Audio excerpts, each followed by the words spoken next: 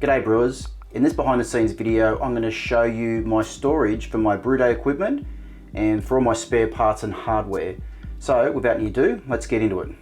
So in my last behind the scenes video I talked about my new shed layout and how I've got a new storage system now with shelving that's enabled me to store things properly and to be able to rearrange my brewing shed to make the most use of space. So I've actually got space now instead of having junk stored everywhere because I didn't have proper storage.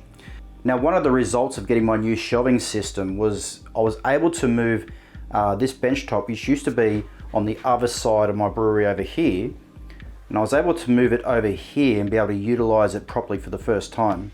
So I've always had most of these items stored in here, and all these items in here are either brew day items or hardware and spare parts storage. So what I'm going to do is I'm going to go through each container and show you the contents and show you how I store all these items in my brewery. So the first thing I'm going to show you is how I store my sanitation and cleaning products. Now for sanitizer, I have bottles of Star San or Stellar San inside that container, but I also have Stellar San or Star San which has been made up and used. Now I know a lot of people don't reuse their Star San because it's cheap, but you can reuse it. I have been reusing it quite successfully. I've never had an issue with Star San that I've reused, i.e. I've never had a problem with lack of sanitation. I don't reuse my Star San indefinitely, but I do reuse it a few times before it gets recycled down the drain. Now, I store it between uses in this drum. So this 20-litre drum here, it's a food safe container, and I don't even know if I can get this off one-handed. Let me just put this GoPro down and I'll show you.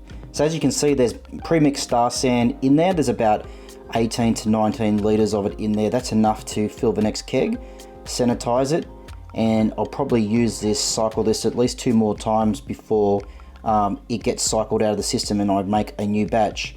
I use each batch probably about 3 to 5 times, depending, and I've had no trouble with it. Like I said, I've had no drama, I've had no issues. As you can see, mold will not grow in here. This Star San is low enough pH that it stops all mold, mildew, and other things from growing in the container. Okay, so in my cleaning products container, this is what I currently use. I have Stellar Clean, which is a PBW or brewery wash. I use the Stellar San sanitizer, and both of these products come from Kegland, obviously. So they're like Star San, etc., but they're the Kegland version of it. That's the sanitizer. I use Stellar San almost exclusively now. I have also and do also use iodine from time to time. This is iodophor in this container, and I use iodophor from time to time. Iodophor works fine with stainless steel, for instance. You're not going to get staining in stainless steel. I know a lot of people do use it. Some people hate the smell. To be honest, it doesn't really bother me. Cleaning brushes, and basically everything else in here has something to do with cleaning. We've got cloths, and I've even got some of this stuff. I know some people in Australia will recognise this stuff. I think this stuff's horrible, to be perfectly honest. I keep it, I don't know, I might use it for something one day, but I think chlorinated trisodium phosphate is horrible. I don't use it anymore. I know the company who sells it recommends it as like the one-step solution, but I actually had issues with sanitation using this, and I had off flavors and things. As soon as I stopped using that and went to PBW and Stellar San, those issues went away. Okay, so that's what I'm currently using. And what's this one? Oh yeah, that's just a liquid sanitizer from those guys as well. That's just phosphoric acid. That's essentially like Stellar San. I should probably finish that off, to be honest. The next container I want to show you is this one. This is just a stainless steel pot with a glass lid. In here I store all of my brewing salts and salt additions. All of my water additions go in here. So we have calcium carbonate, which I actually don't use very often because it's not that effective to use. It takes a lot to actually mix in. There's sodium metabisulfate. I buy that in bulk. I hold my breath and I put a small amount in all my brewing water to get rid of the chloramine. Don't breathe it. It is really nasty on your sinuses and will make you gag if you breathe it.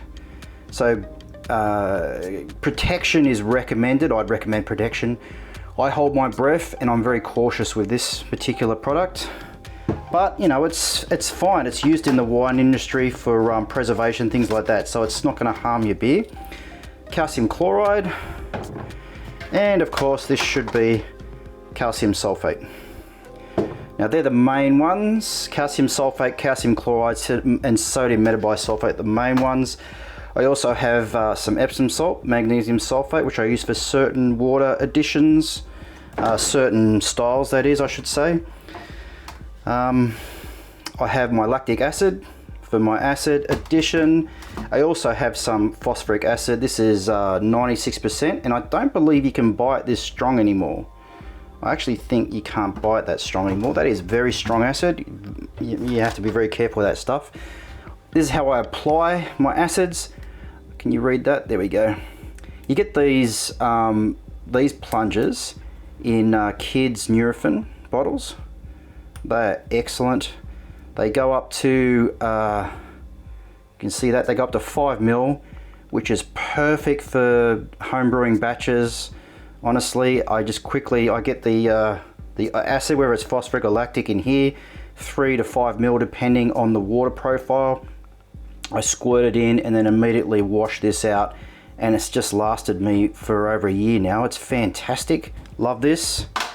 I've got a little scoop in here for scooping my products, and these bags just contain some leftover bulk calcium carbonate and calcium sulfate, etc., that couldn't fit into these. So that's my water additions. Okay, the next container I want to show you is my brew day testing container. Well, that's kind of what I call it in my head. I do have a couple other things in here which aren't involved in testing, but in this box I keep my hydrometer. And this box goes out with me. I brew outside under cover and I take all my equipment out, brew, and then put it away. So this goes out with me on the day. Hydrometer, testing tube, thermometer for getting my sparge water from sparging up to the temperature I want. And these bags here, these are hop bags that I use for various bags I use for hops. And these are a mess. Now this is a container which I have been putting off for a long time that I need to tidy up. I really need to find a better way of storing all these bags, these brewing bags. At the moment I just store them in here because it keeps them out of dust. It keeps them away from the moisture, the dust, the bugs, etc, etc. So at the bottom of this one I have another thermometer, electronic, sorry. I have my pH meter, which I honestly don't use very often anymore. I used this quite a few times to find where my water pH was naturally falling with my local water.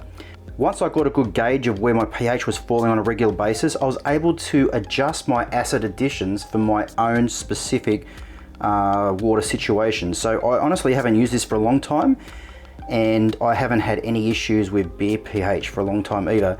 My city water in big cities like I live in Sydney, Australia, really stay quite static. They do their best to keep the water as static as possible. There are variations season to season, but our water comes from the same dams and the water is fairly static. The only time it changes generally is when we have huge floods like we have recently, and they probably will chlorinate it a bit more or filter a bit more, etc, etc. But otherwise, yeah, I've only used that a few times in the beginning, and now I actually don't use it. I actually don't feel like I need to use a pH meter every brew, and it's honestly a pain in the butt. You have to constantly calibrate them, store calibration solution. If you don't use them, the heads dry out, then you got to replace them. They're just a pain in the butt, to be honest. If you're not a professional brewer, it's good to get it to know how your water pH goes in your specific local situation, but otherwise, yeah, not super necessary. I've got some Camden tablets. I've got yeast. I keep my yeast nutrient and Wellfloc in here. I just keep it in here because I just couldn't figure out anywhere else to put it, and this box always goes with me on brew day. I've got some small scissors, and I've got some bits of hardware in here that have just ended up in here over time, and to be honest, I probably should, put these in the right box. These aren't all in the correct box. They actually should be in my toolbox, but that's another story. So next we'll look at my hardware and spare parts box. So here we have my hardware and spare parts box, and in here I keep pretty much every piece of hardware and spare part I'd need for kegs, fermenters, and it's just basically beer serving and my my kettle, any spare parts I have for the brewing kettle. So we'll have a look. I'll take everything out and I'll show you how I kind of try to keep things organized in this container, because there's a lot in here and it easily gets very messy. So starting off, I've got this is something I bought recently, just a filter and a hose system I'm going to use for this particular fermenter here. Haven't installed it yet. Now I try to keep all the important small and loose items in bags, and I try to keep them in bags that all match what's inside the bag. So this particular bag contains all of my keg spare parts. So seals, poppets, springs, all in here. The next bag I'll pull out, this contains taps for plastic fermenters, Cooper's tap, etc. That's a picnic tap. There's also hose connectors in there. You can actually see hose clamps, those particular hose clamps that a lot of people use. And we've got those geotype fittings, all the different geotype fittings. And that's basically that bag. I've got a little bit of hose. This hose should actually go into my hose storage. I'm just getting a bit lazy.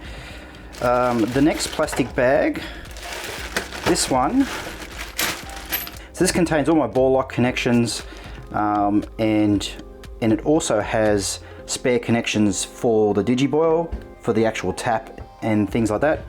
And I've got, what else have I got in here? Oh yeah, I've got PRVs, just basically big stuff like that. So all my ball lock connectors, spare ones, they all go in there. This should be in a bag somewhere. Alright, so now I'm just going to go through this and show you some of the loose items. I use that for transferring wort from my cube, my hot cube, after I brewed, so that's just an easy way to get out without making a complete mess. I've got a spare spunding valve. This particular spunding valve is rubbish. This particular type of spunding valve they're just rubbish. Like, don't buy them, they're just rubbish. So what I use this for now is I use this on my kegs when I'm transferring, and if a little bit of beer goes up here at the end of the transfer, it doesn't bother me because I think it's a bit rubbish. It's really just to help me get just a rough idea that where my pressure is as I'm transferring to keg. That's for cleaning. That goes in my kettle and enables me to do a clean in place. I go through the lid, I put a hose through the lid, and this goes underneath, squirts out under high pressure from the pump and allows me to clean in place. That's for opening cubes. This is an important tool. It's my SIG chrome wrench. I use this for my keg posts. So that one particular one there is the perfect size to undo your keg posts. So that stays in there. Just some parts that I bought that I'm working on. That's a project that I'm working on. Spare filter. I've got hot filters you can see in here. These things are annoying. These hot filter baskets. Knife. Tube cutter. That thing is super handy. Really handy to have in the brewery. I've got one of these things which I don't use very often but does come in handy from time to time. I've got an old regulator. I probably should just throw it out from my Micromatic. I accidentally dropped my, as you do, you knock your CO2 bottle over and boom, they always hit your regulators and damage them. I just kept it. I probably should just throw it out, to be honest. It is rubbish. I've got my tape that's coming out, darn it. I've got PTFE tape, plenty of it. Bubblers, electrical tape. I got some more like a hose connection there for using with a chiller. One of those particular ones that I can't remember the name of. I've got more tools, just a couple of spare spanners in here to use for any jobs that I need. I've got this, actually shouldn't be in there. I'll put that back in there, but it shouldn't. Yeah, just spare parts. As you can see, lots of spare parts, tools. There's the tool you use to close those clamps up. So lots of spare parts, bits and pieces that I would use. Not things that I'd use on brew day, except I would use something like this, for instance, to clean. So that probably should go in my cleaning box, I think, and I should have that separately so I'm not searching for it after a brew day to clean my kettle. But otherwise, pretty much everything in this box is stuff that you use for spare parts, for maintenance, things like that. Okay, the last container I want to show you is this one. This container actually sits in that slot under there, and it's just a plastic sliding drawer. And if I slide it this way so it doesn't tip over onto the floor, what I keep in here is just a few items that I always use on brew day that just fit in here. They fit in here. This kind of keeps them out of the dust and etc. My brewing gloves, my hoist for lifting up my bag at the end of the brew, the end of the mash, sorry. Power adapter so I can run my pump, my kettle at the same time, as long as I'm not overloading the circuit, of course. And also in here I've got a few items which I don't use as often stored underneath. This is a mini regulator for one of those little mini kegs. And there's mini keg parts in there. I put them in here instead of the hardware box because it's not hardware that I'm ever going to use on a regular basis. This is the mini keg I don't use very often. I use probably once or twice a year, and it's usually for making lemonade. So in between when I'm not using it, I keep the regulator and all the parts stored away in here out of the way. I've also got a timer so I can set up my kettle to come on in the morning at 6 AM and start heating before I get up. Very handy, speeds up your brew day. I got these things in here as well. Like, I don't use these, I don't stick these on the kegs. Some people stick them on the kegs and write on them. I actually don't bother. What else have I got? Oh yeah, I've got these CO2 bulbs for the mini keg. I've got some pump parts in here, and the reason why the pump parts are in here and not in there is again because they're just not going to be used. So I'm just storing them in a spot where they're never going to be my way. They're not going to be banging around in the bottom of that and just taking up space from things that I do use more often. And the last thing I've got in here is this empty box. And this box is supposed to have that heater in it, but I can't seem to wrap that heater back up and get it into this box. So I probably should just chuck this box away,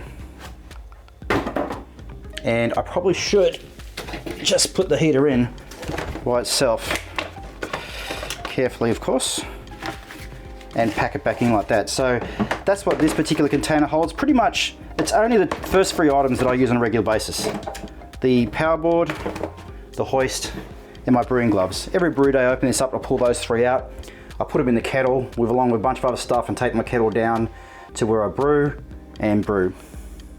Now the last two things I'm going to show you is the bottom shelf, which doesn't have any boxes in it, but what I store under here are bottles. So I've got testing bottles that I can put hot wort in. I've got these Cooper's bottles there I use just for cleaning and sanitizing lines. I can fill them up with a little bit of sanitizer, a little bit of PBW, and then pump them under pressure through my beer lines just to clean them out. That's my pump. I use that from time to time on brew days, depending on what kind of mood I am in, I guess, whether or not I want to be bothered setting up a pump. But I also use it for cleaning in place. I just keep it stored there out of the way. And this particular container here, this is an old liquid malt container, and inside, if I can do it, there we go. Inside here, I keep all of these carbonation caps. So I keep these plastic carbonation caps in there. I keep this particular one in here, which I use for Cooper's bottles. I'll stick that in the Cooper's bottle, and I can put gas on that side and pump, cleaning solution through a line or sanitizer, etc. And I also keep in there my keg lube. I keep the keg lubricant in there, and that's what's in that container. The last particular thing I want to show you is this side here, and I want to show you specifically this container and that one there. So this is just a spare box that I use for storing crushed grain. So I come in here, I mill my grain, I put it in this one, I take it down for brewing. These particular black plastic containers are excellent. I have 4 of these. Currently I have 3 down near my sink at the moment because I'm cleaning a keg out. I use these containers, I buy them from Bunnings. They're just cheap plastic containers. I think they cost like $4 or $5 each. I got 4 of them, and I use them for catching things. I use it for chucking in dirty lines. So after I transfer a keg from a fermenter, all the lines that are full of beer and all the beery parts, the dirty parts, I just chuck them in one of these, take them down to my sink and clean them out. So they're very handy for doing things like that. I'll put one of these, if I'm doing bottling, say for instance I'm bottling from this stainless over here, I'll put one of these on the ground while I'm bottling and it'll catch all the drips from the bottling. These are very handy. I've currently got some lines in there I'm going to pull apart and reuse the connections, but those lines are basically are obsolete and I've just got to pull them apart. I just haven't done it yet. They get stored up there. And the last thing is this box here. This is a junk box. It's a deliberate junk box. And what I keep in here is just this kind of stuff that you're like, well, I need to put something somewhere. I don't want to put it in one of these particular containers. I put it in here. So I've got a cloth. This is just a dirty cloth I use for cleaning shelves. Some remote controls for my lighting. Insect spray, very important in this shed to have insect spray, especially because I get ants. When you have beer, when you have sugar, you get ants. Just a spare PowerPoint double adapter, a spare bottle, and just a few loose items that really have no other place except for that. That actually should go down there with my other bottles, my Regent bottles, but otherwise, most of this stuff is just loose items that you have nowhere to put. So it's good to have a junk box like that as well in your brewery. Okay brewers, that's it. I hope you got something out of looking into my boxes, my hardware, my cleaning products, and my brewing salts, and all the other boxes that I store items in my brewery. I hope you got some hints and tips on how to store things yourself, or what products to use, etc. from what I use. If you got any questions about the particular things that I use, feel free to put them below. I'll answer them as soon as I can and give you as much information as I can. So again, I hope you enjoyed this behind the scenes look into my brew shed, and I look forward to seeing you again in the next video. Cheers.